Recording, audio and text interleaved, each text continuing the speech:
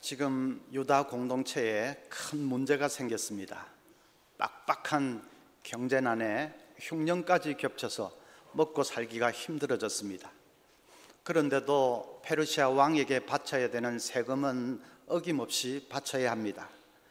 견디다 못해서 백성들 중에는 땅과 전답을 저당 잡히고 돈을 꾸는 사람들이 속출하게 되었습니다.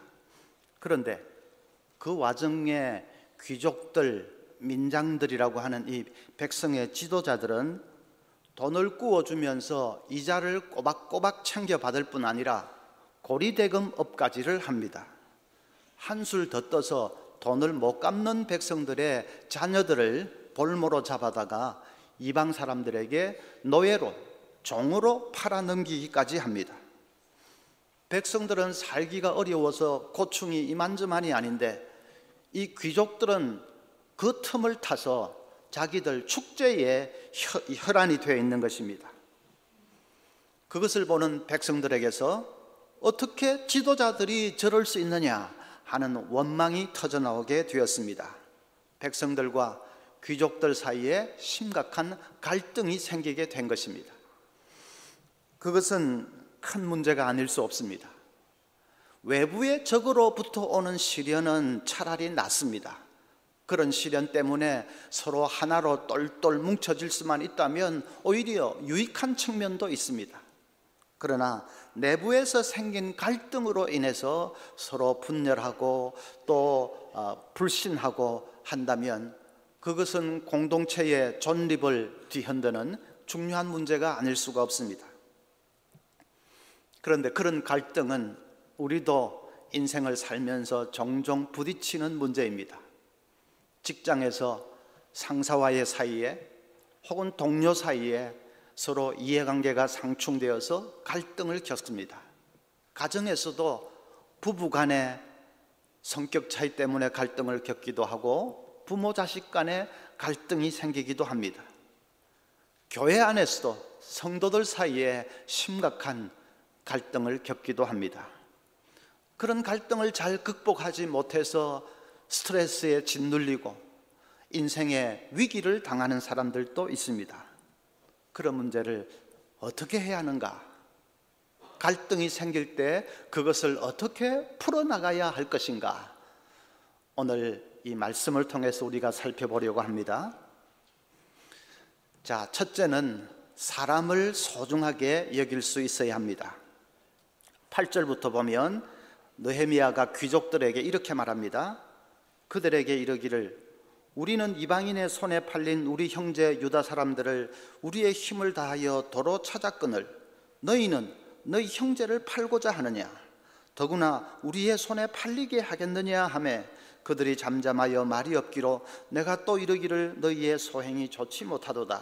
우리의 대적 이방 사람의 비방을 생각하고 우리 하나님을 경외하는 가운데 행할 것이 아니냐. 느헤미야가 귀족들을 아주 간곡하게 타이르고 있습니다. 어떻게 이방 사람들에게 우리 형제들을 팔아넘길 수 있느냐? 돈이면 자기 형제도 팔아넘긴다고 이방 사람들이 우리를 깔보고 멸시하지 않겠느냐? 하나님을 경외한다고 하면서 그런 짓을 해서 되겠느냐? 제발 이제 더 이상 그런 짓은 하지 말자. 간곡히 타이르고 있습니다. 느헤미야가 왜 그렇게 힘들게 권면을 하지요? 그는 비록 갈등을 일으키는 잘못된 사람들이라 할지라도 그 한 사람 한 사람을 소중하게 여긴 것입니다. 그 한 사람 한 사람을 변화시켜서 끝까지 같이 가기를 원한 것입니다. 갈등의 문제를 해결하는 그것보다는 한 사람이라도 잃지 않고 함께 가는 것, 그것을 더 우선시한 것입니다. 만약에 느헤미야가 문제 해결을 우선시했다면 그렇게 힘들어서 타이르고 그렇게 할 필요도 없습니다. 이 위기의 때에 백성들을 등쳐먹어 이 나쁜 놈들 하고 본보기로 귀족들 몇 사람을 쳐내버리면 됩니다. 앞으로 그런 짓 하는 사람은 전 재산을 몰수한다 하고 포고령이라도 내걸면 됩니다. 느헤미야는 총독이기 때문에 얼마든지 그렇게 밀어붙일 수 있습니다. 그런데 그렇게 하지 않고 귀족들을 간곡하게 설득합니다. 그에게는 문제 해결보다도 더 중요한 것이 한 사람이라도 잃지 않고 끝까지 함께 하는 것, 그것이었기 때문입니다. IBM은 미국뿐 아니라 전 세계 젊은이들이 선망하는 그런 최고의 기업입니다. 젊은이들이 왜 그 회사를 그렇게 선호하고 선망하느냐? IBM에게는 사람이 가장 큰 자산이다 하는 확고한 기업 이념이 있습니다. 그 이념은 IBM의 최고 경영자인 토마스 왓슨에게서 나온 것입니다. 한 번은 어떤 임원 한 사람이 잘못된 결정을 해서 회사에 무려 1,000만 불이나 되는 엄청난 재정 손실을 끼친 사건이 발생했습니다. 책임을 통감한 그 임원이 사장에게 사표를 제출했습니다. 사장 토마스 왓슨이 뭐라고 했는지 아십니까? 이보게, 너무 상심하지 말게. 우리 회사가 자네 교육 비용으로 무려 1,000만 불이나 지불했는데 그만두겠다니 말이 되는가? 제발 부탁이니 사표를 철회해 주게. 다른 회사 같으면 1,000만 불, 그 정도로 엄청난 손실을 끼쳤으면 그냥 괘씸해서 당장에 목을 잘랐을 텐데, 이 사장이 하는 말이 그건 자네 교육 비용이다. 본전 생각이 나서 못 자르겠다. 보는 시각이 완전히 다른 것이죠. 최고 경영자가 그렇게 사람을 소중하게 여기니까 직원들이 용기 백배해서, 그래서 무슨 일이든지 실패를 두려워하지 않고 과감하게 도전할 수 있게 되었습니다. 그런 창의적인 도전 정신이 회사에 넘쳐나니까 이 세계적인 불경기에도 회사가 위축되지 않고 오히려 더 승승장구할 수 있게 되었다고 합니다. 사람을 귀하게 여길 줄 알아야 합니다. 아무리 문제를 일으키는 사람, 갈등을 일으키는 사람, 골치 아픈 사람이라도 그 한 생명을 소중하게 여길 수 있어야 됩니다. 왜요? 예수님이 그 사람을 구원하기 위해서 십자가에서 돌아가셨기 때문이죠. 예수님이 나만을 위해 돌아가신 것이 아니라 그 사람을 위해서도 예수님이 돌아가셨습니다. 그 사람을 위해서 1,000만 불 정도 쓴 그런 정도가 아니라 하나님의 아들 예수님께서 고귀한 생명을 바치셨습니다. 외경에 보면, 성경의 정경 말고 외경에 보면 이런 얘기가 나옵니다. 이스라엘 백성이 출애굽을 하는데 애굽 병사들이 추격을 해왔는데 그만 홍해 바닷물이 그 병사들을 덮쳤습니다. 바닷물에 빠져서 죽어가는 병사들을 보면서 하늘의 천사들이 신이 나서 손뼉을 치며 기뻐합니다. 그러자 하나님께서 손을 들어 그 천사들을 제지하시고 그리고 엄하게 책망하십니다. 너희들은 내 손으로 창조한 인간들이 저렇게 불쌍하게 죽어가는데 어떻게 기뻐할 수 있느냐? 하나님께서 엄히 책망하십니다. 그건 외경에 있는 얘기만 아니고 정경에도 있습니다. 에스겔 18장 23절에 주 여호와의 말씀이니라. 내가 어찌 악인이 죽는 것을 조금인들 기뻐하리야. 그가 돌이켜 그 길에서 떠나 사는 것을 어찌 기뻐하지 아니하겠느냐. 우리 하나님은 악인이 죽는 것을, 망하는 것을 조금도 기뻐하지 않는 분이십니다. 그 악인이 돌이켜 돌아오는 것을 한없이 기뻐하시는 분이십니다. 탕자가 돌아오기만을 기다리시고 한없이 기뻐하시는 분이십니다. 우리가 그런 하늘 아버지의 마음으로 사람들을 볼 수 있어야 되겠습니다. 갈등을 일으키는 사람이 미워지려고 할 때에 그때 하늘 아버지의 마음을 생각해 보십시오. 하나님 아버지는 그 사람을 미워하지 않습니다. 오히려 불쌍히 여기시고 빨리 그 길에서 돌이키기만을 하나님 간절히 원하십니다. 그 아버지의 마음을 생각해 보십시오. 그래서 미워지려고 할 때마다 우리가 나를 좀 이렇게 쳐서 복종시키고 기도해야 됩니다. 하나님, 당신의 눈으로 저 사람을 볼 수 있게 해 주십시오. 당신의 마음으로 저 사람을 볼 수 있게 해 주십시오. 그것이 아버지를 사랑하는 사람 아니겠습니까? 거기서부터 이제 시작해야 됩니다. 그리고 두 번째로는 자신이 먼저 희생할 수 있어야 합니다. 14절부터 보면 느헤미야가 또 이렇게 말합니다. 또한 유다 땅 총독으로 세움을 받은 때 곧 아닥사스다 왕 제20년부터 제32년까지 12년 동안은 나와 내 형제들이 총독의 녹을 먹지 아니하였느니라. 나보다 먼저 있었던 총독들은 백성에게서 양식과 포도주와 또 은 40세겔을 그들에게서 빼앗았고 또한 그들의 종자들도 백성을 압제하였으나 나는 하나님을 경외함으로 이같이 행하지 아니하고. 느헤미야는 총독으로 있는 12년 동안에 총독의 녹을 일절 취하지 않았다는 것입니다. 이전 총독들은 녹을 받는 것은 물론이고 백성들에게서 돈도 또 무슨 양식도 수탈을 했습니다. 심지어는 총독의 종들마저도 백성들을 압제하고 세도를 부리고 그렇게 했습니다. 그러나 느헤미야는 티끌만큼도 그렇게 하지 않았다는 것입니다. 그뿐입니까? 페르시아 왕의 총애를 받는 그 좋은 자리를 버리고 폐허가 된 예루살렘까지 왔습니다. 그건 요즘으로 말하면 저 백악관 대통령 비서실장쯤 되는 그 높은 자리를 버리고 저 아프리카의 빈민촌에 들어간 건 마찬가지입니다. 그리고는 고난받는 백성들과 함께 눈물을 흘리면서 무너진 하나님의 도성을 다시 세우려고 몸부림을 쳤습니다. 그 얘기를 쭉 듣는 귀족들의 마음이 그만 녹아졌습니다. 느헤미야의 그 눈물겨운 희생과 겸손 앞에 감동이 파도처럼 밀려왔습니다. 그래서 우리가 잘못했습니다.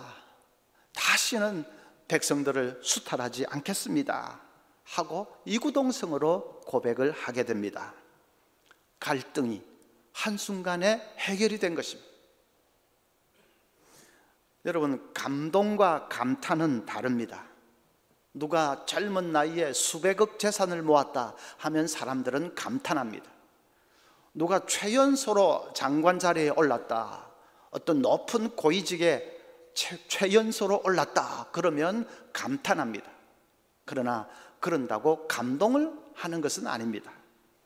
감동은 시장 바닥에서 콩나물 장사하는 그 할머니가 푼푼이 모은 돈 1,000만 원을 불우이웃을 위해서 내어놓았다 할 때 감동합니다. 누가 어떻게 희생을 했다 할 때 감동합니다. 이 시대에 진정으로 필요한 것은 감탄이 아니라 감동이지요. 감동이 있을 때 갈등은 저절로 해결됩니다. 갈등은 절대로 무슨 행정적인 어떤 조치로, 법적인 조치로 해결되는 것이 아닙니다.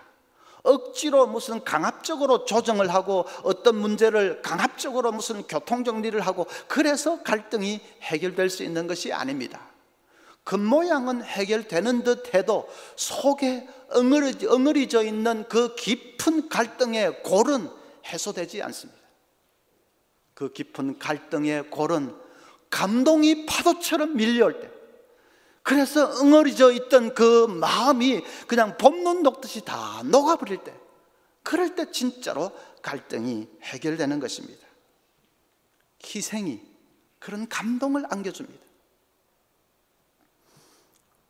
중요한 것은 내가 먼저 희생하는 것입니다. 회사가 어려울 때에 직원들이 전부가 다 우리가 희생을 각오해야 회사를 살릴 수 있겠다 하는 것을 느낍니다. 바보가 아니라면 느낍니다. 그런데 아무도 나서는 사람은 없습니다. 그럴 때 사장이 나서서 내가 앞으로 2년 동안 월급을 받지 않겠습니다 하면 그것이 도화선이 되어서 막 너도 나도 우리도 허리띠를 졸라매겠습니다 하고 아주 본물처럼 터져 나오게 되지요. 그래서 회사가 살아나는 것을 간혹 보지 않습니까? 자기 희생의 진정한 의미는 혼자서 희생하는 것이 아니라 먼저 희생하는 것입니다. 먼저라는 것이 중요합니다. 갈등을 해결하기 위해서도 마찬가지입니다. 먼저 나서는 것이 중요합니다. 내가 먼저 양보해버리는 것입니다. 내가 먼저 희생하는 것입니다. 내가 먼저 용서해버리는 것입니다.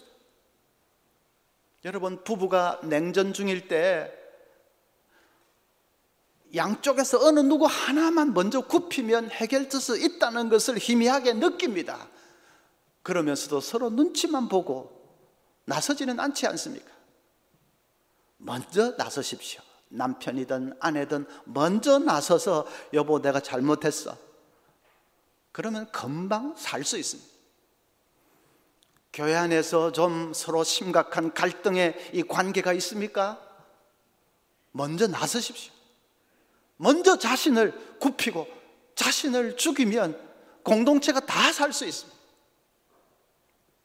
먼저가 중요합니다. 여러분, 아침이지만 한번 따라해 보십시오. 내가 먼저. 발음을 똑똑히 하십시오. 네가 먼저 아닙니다. 내가 먼저. 내가 먼저 하는 것입니다. 중국 어느 시골에 크리스찬 농부 한 사람이 살고 있었는데 언제부턴가 문제가 생겼습니다. 이웃집 사람이 그 논으로 들어가는 물길을 자꾸 자기에게로 끌어가는 것입니다. 저 위에 저수지에서부터 물이 내려오는데 그 물은 이 크리스찬 농부의 논에 먼저 흘러 들어가게 돼 있는데 이웃집 농부가 자꾸 자기 논으로 물을 끌어가는 것입니다. 그래도 이 크리스찬 농부는 따지거나 싸우거나 그렇게 하지 않았습니다. 말없이 그냥 다시 가서 원상복구만을 해놓았습니다.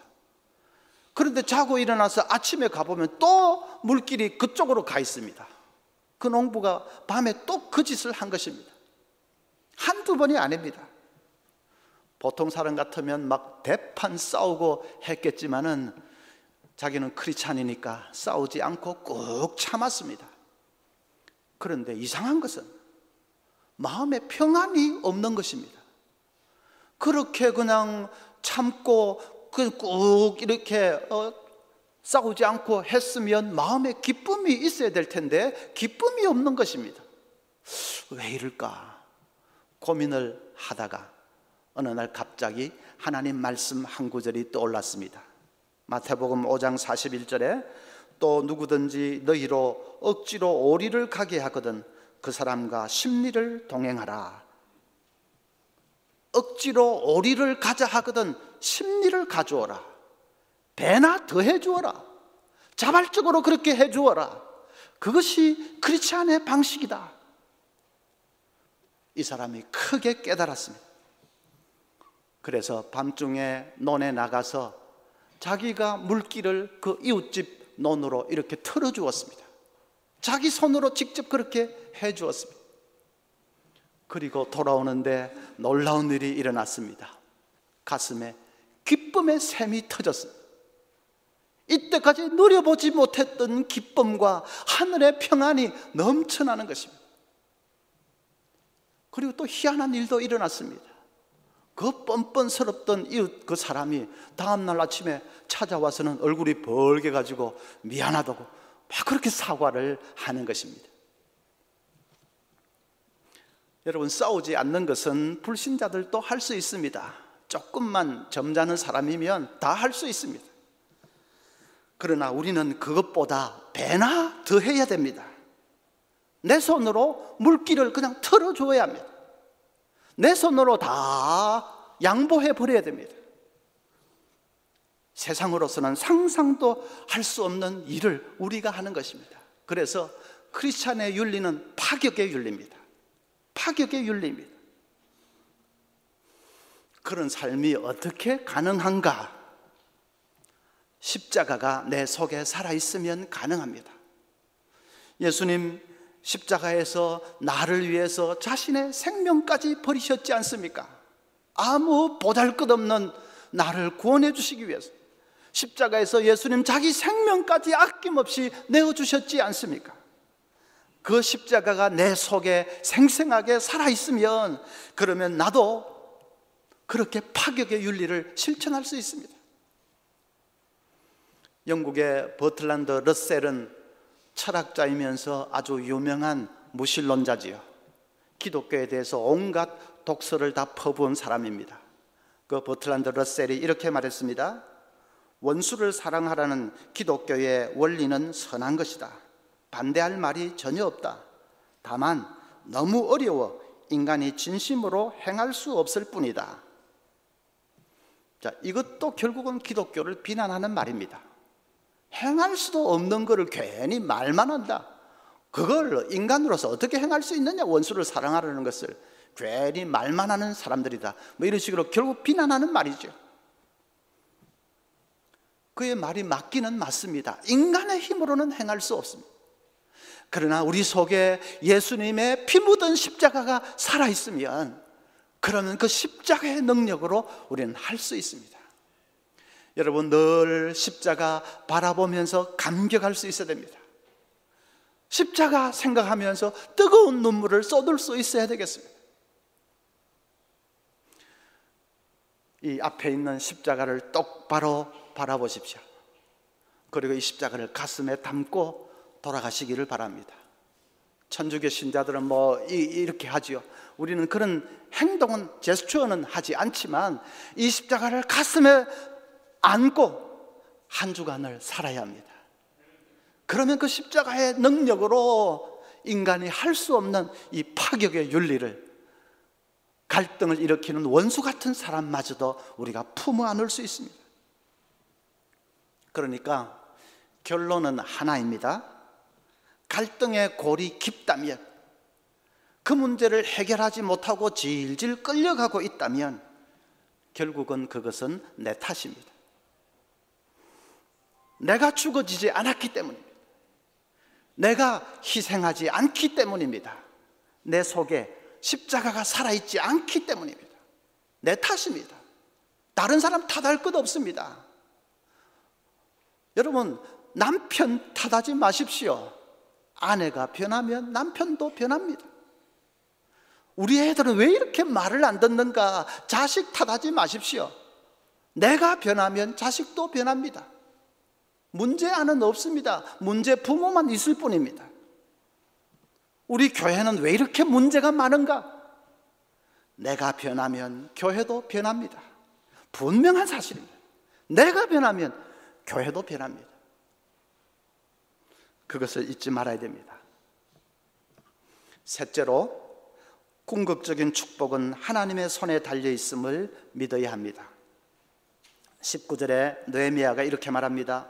내 하나님이여, 내가 이 백성을 위하여 행한 모든 일을 기억하사 내게 은혜를 베푸시옵소서. 내게 은혜를 베푸소서. 이것은 그가 어떻게 희생할 수 있었는지 그 이유를 잘 보여주는 것입니다. 그는 궁극적인 축복은 하나님께 달려있다는 것을 믿었습니다. 그래서 내가 비록 양보를 하고 희생을 하더라도 하나님이 그것을 기쁘게 보시고 은혜를 베푸시면 내가 희생한 것 유도 안 되게 하나님 축복해 주실 수 있다는 것을 그는 믿은 것입니다. 창세기 13장 보면 아브라함의 목동들과 롯의 목동들이 다투지요. 가축에게 먹일 물이 부족해서 서로 물을 먹이려고 다툽니다. 아브라함이 그 문제를 어떻게 해결했습니까? 조카 롯을 불러다 놓고 내가 떠나마, 네가 동이라고 하면 나는 서쪽으로 가마, 네가 서라고 하면 나는 동쪽으로 가마. 완전히 양보해 버렸습니다.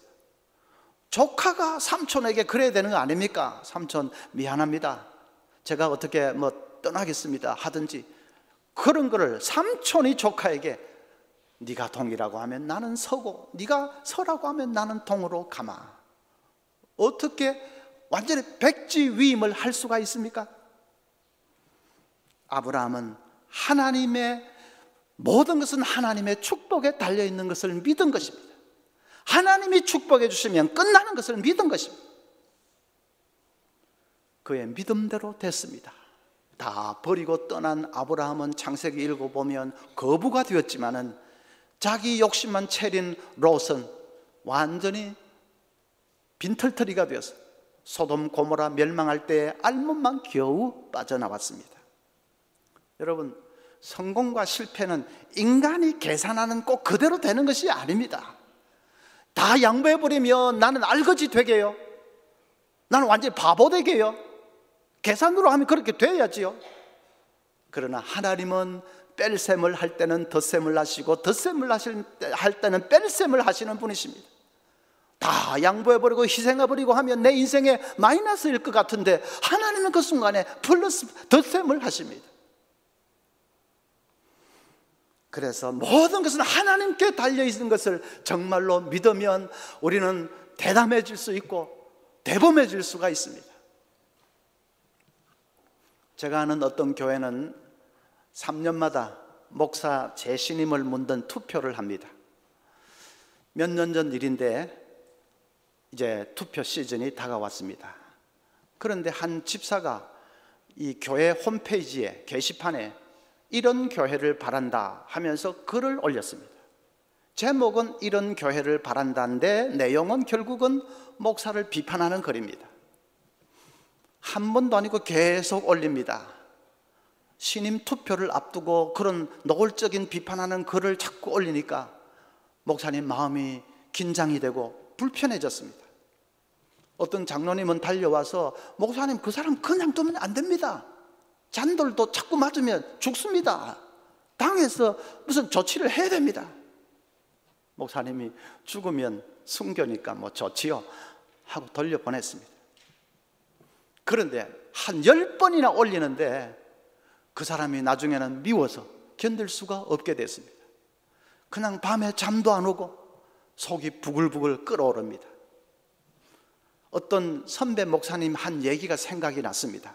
선배 목사님에게도 그 비슷한 집사가 있어서 얼마나 괴롭던지 나중에는 하나님 저 사람이 죽든지 내가 죽든지 둘 중에 하나는 죽어야 해결이 되겠습니다. 그랬더니 그 집사가 갑자기 교통사고를 당해서 죽었다. 선배 목사가 한 얘기가 생각이 나서 나도 막 그렇게라도 하소연이라도 해볼까 했습니다. 그러다가 정신이 들었습니다. 너 지금 뭐 하고 있는 거냐? 예수님은 원수도 용서해달라고 기도했는데 너 지금 무슨 생각하고 있는 거야? 네가 목사 맞냐? 이분이 아이고 그건 내가 잘못 생각했습니다. 그건 아닙니다. 회개했습니다. 회개하다 보니까 진짜로 정신이 들었습니다. 내가 이 문제 때문에 질질질질 이렇게 끌려갈 것이 아니라 한번 하나님 앞에 죽기 살기로 기도해보자. 그래서 하나님 그 사람을 내가 품을 수 있게 해달라고 기도했습니다. 용서할 수 있게 해달라고 기도했습니다. 한 주간을 간절히 기도했습니다. 그랬더니 정말 성령께서 역사해 주시는데 마음이 평안해졌습니다. 그 사람을 생각해도 뭐 잠도 안 오고 그런 다 없어지고 만나도 부딪혀도 그냥 좋게 대할 수 있게 그렇게 성령께서 이제 주장해 주셨습니다. 투표를 했는데 결과는 압도적이었습니다. 목사 지지표가 90% 이상 쏟아져 나왔습니다. 목사님이 그 집사가 올린 글 때문이구나 하는 것을 알았습니다. 비판하는 글을 올렸으면 그 뺄셈 마이너스가 돼야 되는데 하나님은 그 글이 오히려 플러스가 되게 해주셔서 그냥 몰표가 쏟아져 나오게 했습니다. 교인들이 목사의 대응을 지켜보고 있었던 것입니다. 설교는 원수를 사랑하라 하시는데 자기는 어떻게 하는지 보자 하고 지켜보고 있었던 것입니다. 그러니까 그 편에 있던 무리들 5명이 몰려와서 목사님에게 몰려와서 교회를 떠나겠다고 합니다. 그때 목사님이 호통을 쳤습니다. 당신들 그렇게 글을 올릴 때 나는 그래도 당신들 나름대로 교회를 사랑해서 그런 줄 알았다. 이제 투표로 교인들 이 마음이 드러났으면 당신들 마음을 고쳐 먹어야 될 거 아니냐. 그게 진짜로 교회를 사랑하는 거 아니냐? 그런데 지금 와서 교회를 떠나겠다는 것은 당신들 뜻대로 안 되니까 기분 상했다, 순전히 그런 개인 감정 아니냐? 절대로 못 떠난다. 앞으로 몇 년 후에 우리 교회가 분립 개척을 할 텐데 그때 떠나고 싶으면 떠나라. 그때 가서 진짜 좋은 교회 만들어라. 그때는 몇백 명이라도 데리고 나가도 좋다. 집사들이 한마디도 못하고 안 떠나겠다고 했습니다. 몇 주가 지났는데 그 즈음에 TV에 한창 칭찬합시다 하는 프로그램이 아주 인기를 끌 때였습니다. 방송국 PD에게서 연락이 와서 목사님에게 출연을 해달라고 합니다. 목사님이 아이고 나는 조그마한 교회 목사입니다. 그런 프로에 나갈 만한 사람이 못 됩니다. 그런데 저를 어떻게 알았습니까? 그랬더니 아무개 씨가 추천했다고 하는데 바로 그 홈페이지에 글을 올린 그 집사였습니다. 우리 목사님 진짜로 훌륭한 분이라고 추천을 했다는 것입니다. 그 집사님 때문에 목사님이 전국적으로 매스컴을 타게 되었다고 합니다. 그 집사는 그 사건 이후로 목사님 목회에 가장 잘 이해를 해주고 협력해주는 둘도 없는 그런 동역자가 되었습니다. 제가 신학교에 있을 때 학생들에게 종종 강조했던 얘기가 있습니다. 목회할 때에 꼭 목사를 찌르는 못과 같은 교인들이 있다. 그 못을 뽑아버리려고 하지 마라. 뽑으면 그 자리에 다른 못이 또 들어온다. 더 센 못이 온다. 뽑으려고 하지 말고 품으라. 품으면 못이 철근이 된다. 그래서 당신 목회를 든든하게 지탱해 줄 것이다. 그런 얘기를 했던 기억이 납니다. 여러분도 마찬가지입니다. 괴롭히는, 찌르는 못과 같은 사람이 있습니까? 그걸 뽑아내 버리려고 하지 말고 품으십시오. 못을 품으면 철근이 될 것입니다. 하나님의 마음으로 그 사람을 보려고 노력하십시오. 그리고 내 속에 정말 십자가의 감격이 있어서 그 십자가로 그 사람을 용서하고 품으십시오. 그렇게 내가 변하면 그 사람도 변하는 것을 여러분 보게 되실 것입니다. 그래서 갈등이 변해서 축복이 되는 것을 여러분 경험하게 되실 것입니다. 우리 모두가 이 갈등의 문제 앞에서 정말 이 믿음으로 승리할 수 있기를 바랍니다.